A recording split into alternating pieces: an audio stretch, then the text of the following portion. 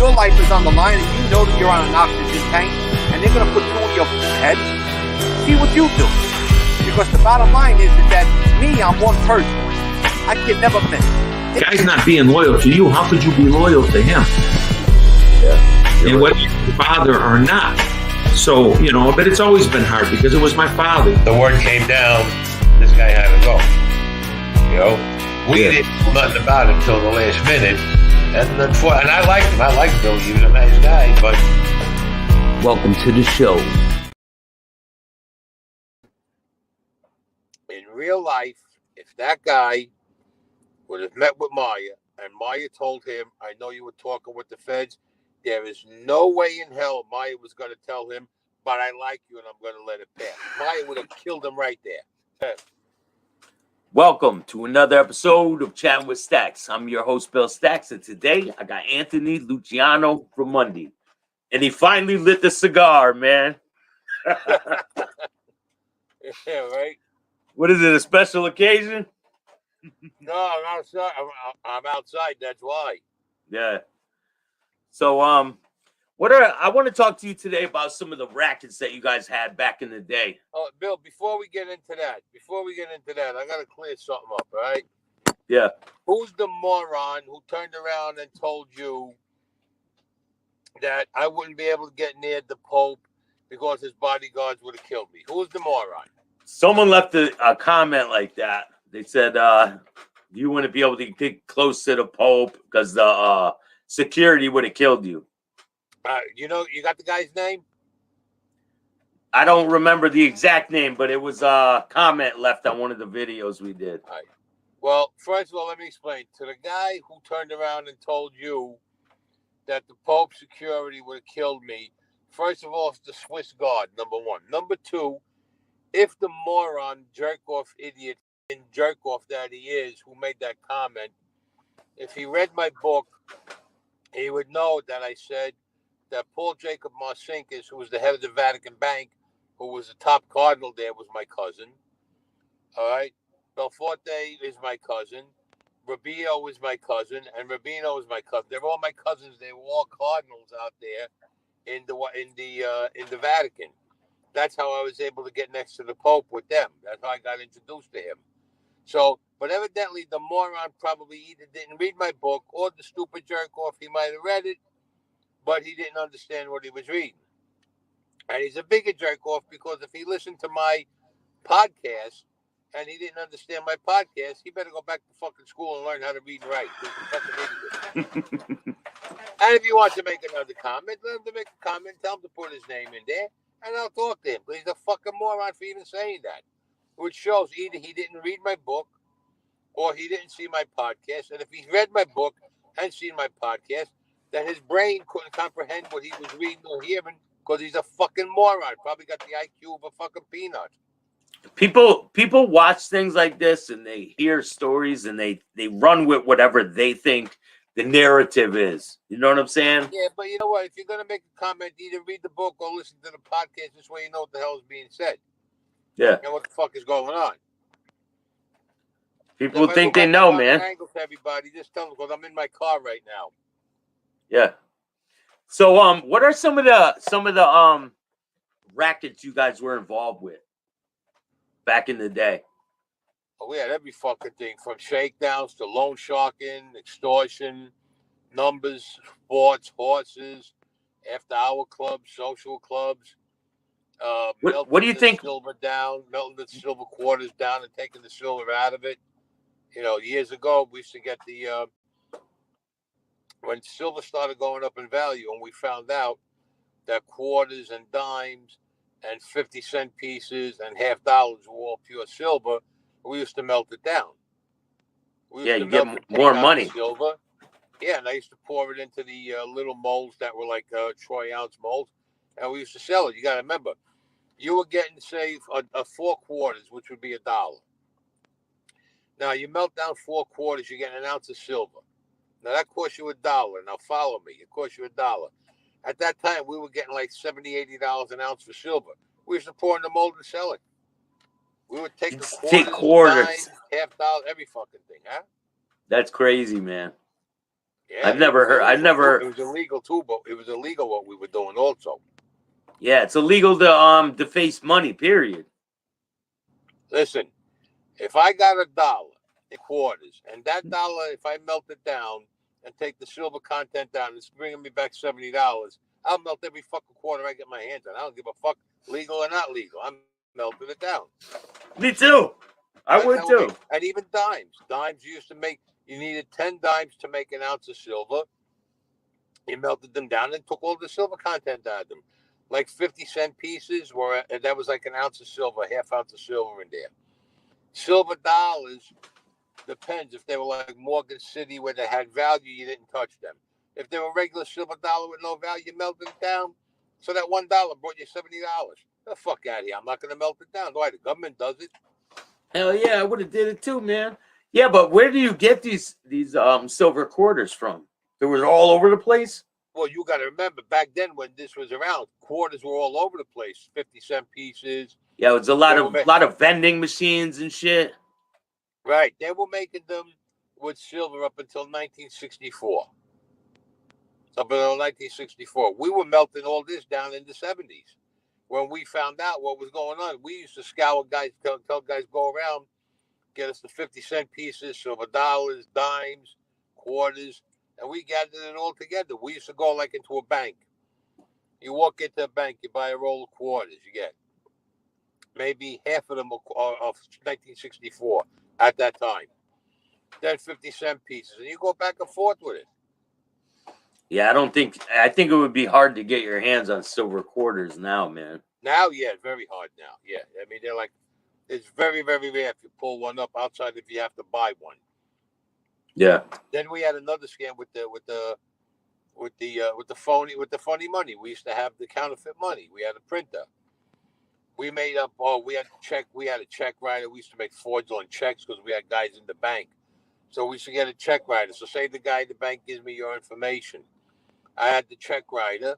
A check writer is a machine. It used to write the check, and it would be under your account. Now I'd walk into the store, and I'd say buy. It says color TV over there at that time. Say it was like $800, and I write them a check, and they look at the check. Okay, let us look at it, and they put it to your account. Oh yes, it's very good. Okay, give them the TV. I mean, we used to go. Meanwhile, your account, I'm charging maybe $150,000 on your account because you got a $2-3 million account, and we're taking your money. Oh, you attach it to someone else's account. And then we're like, say, we had a guy in the banks. Mm-hmm. So he says, Bill Staxx, this guy's got a checking account. He's worth $6 million. What's his checking account numbers? He gives us all the numbers. We buy the check writer, print out the check. So we walk in the store, we start buying stuff. Every time they look at the check and it's off that guy's account. But they check it goes to your account that it's a good check, it's legal, it's a good check, it's not a hot check.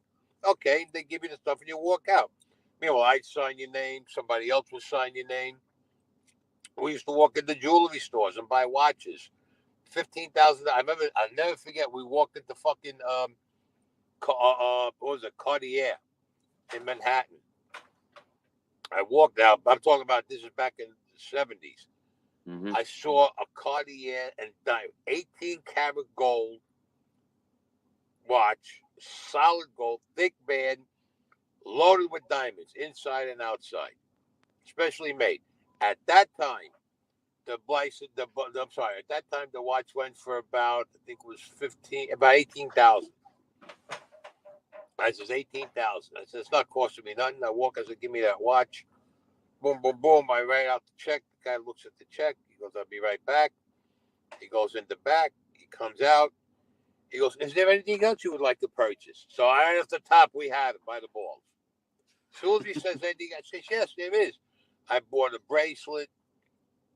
I bought a diamond pinky ring. I spent about $50,000 I spent in the store.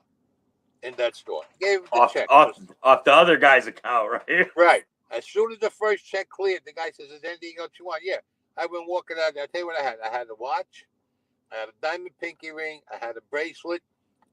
And I bought a chain. It was an 18-karat gold, solid gold rope chain. The fucking thing was like real thick and heavy. I mean, the thing weighed like Oh, fuck. I'd say it had to weigh about maybe 8-9 ounces easily of gold in it. 9 I walked out with ounces? everything. Huh? 9 ounces Yeah. Oh, yeah. of gold. In today's Yeah. money, you know how much that would go for? Yeah. Everything cost me 50 grand. We walked out of Cartier. I get in the car. My cousin says, "What'd you get?" And I show you. He goes, "What the fuck?" I says, "I said, when I bought the watch."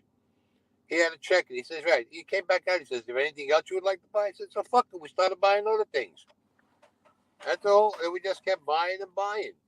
And now, We had a meanwhile, you'll scheme. get a bill, and then you would get a bill saying from Cartier. You say, "I didn't go to fucking Cartier," and they would match the thing. They say, "Well, they got fucked." We used to go. Listen to me. We used to go all in the Diamond District, all up in the Diamond District and buy stuff. We used to go down Canal Street. I mean, we went all over the place. We used to go to the Diamond District, and we used to buy like a pinky ring with like a 2-carat diamond in it. Boom. Don't give him no argument. What's the ring? Okay, boom. Here's the check. Oh, thank you very much. And then we go to the next guy and the next guy, and we used to move on down the line all over the place. It's a lot of people doing credit card fraud now, but check fraud. I mean, checks are they're starting to do away with those, right? Yeah, well, you gotta remember, we're talking about this is in the 70s now. Yeah, I mean, back then you could get away with damn near anything, man. Oh, back then, forget about it. It was a score and a half. We used to go to the big department stores. We used to buy maybe 2 or 3 color TVs and give them a check. Okay, fine. They took the check and said, "Oh, would you like us to deliver it?" No, we got a guy to take it. We used to have a guy. We had a guy with us with a truck, and the guy would load it up. We'd say, "We're buying this Christmas presents." But when they would see the account, they would say, "Oh, wow.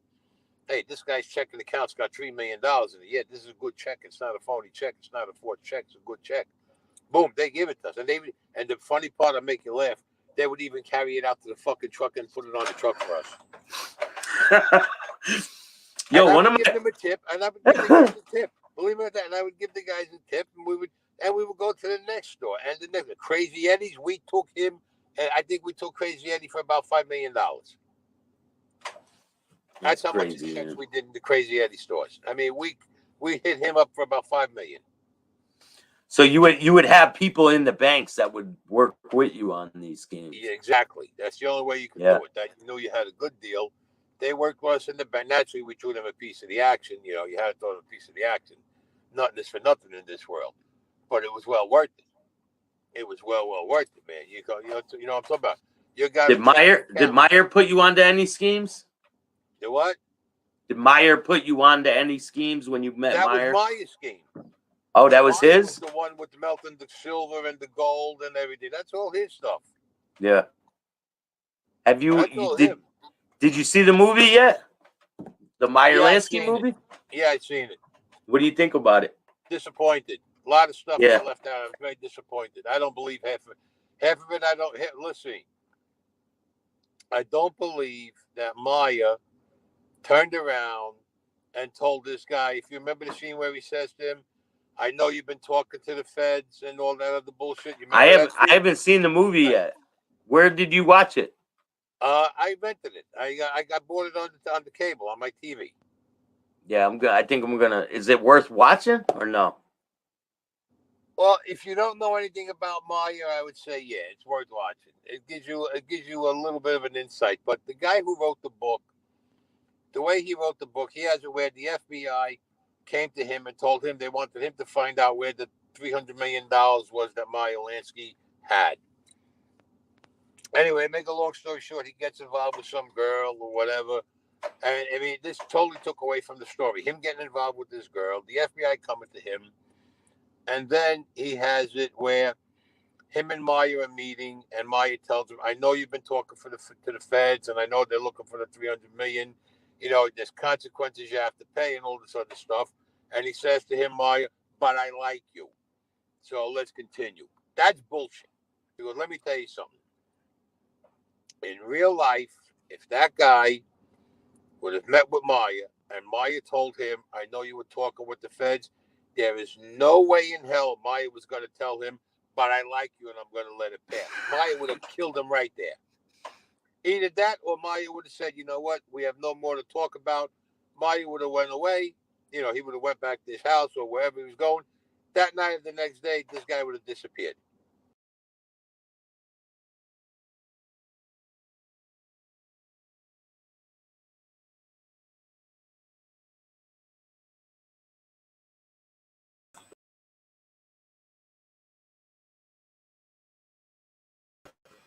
I want to say thank you to all the people that subscribe to my channel. I just hit 6,000 and we're just growing from here.